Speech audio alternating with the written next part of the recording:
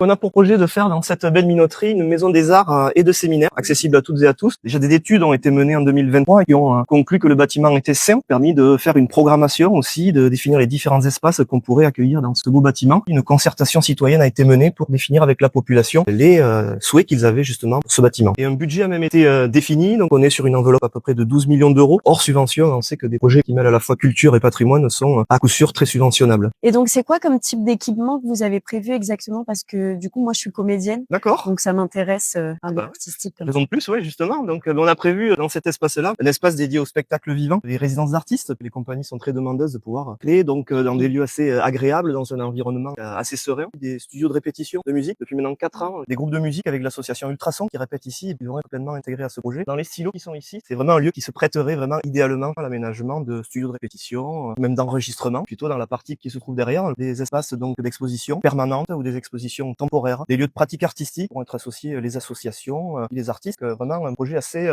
pluriel qui aura bien sûr là aussi une composante séminaire, qui a une demande sur le territoire d'avoir différents espaces modulables avec des grandes salles, des petites salles qui pourront être louées. Un lieu de vie pourra également être créé à l'intérieur du bâtiment de type café associatif qui sera créateur de liens dans le quartier, ouvert à toute la population. Mais ce projet ne serait rien sans conserver bien évidemment l'identité des lieux et son aspect patrimonial avec un espace dédié là aussi à l'intérieur du bâtiment à l'histoire de ce lieu unique.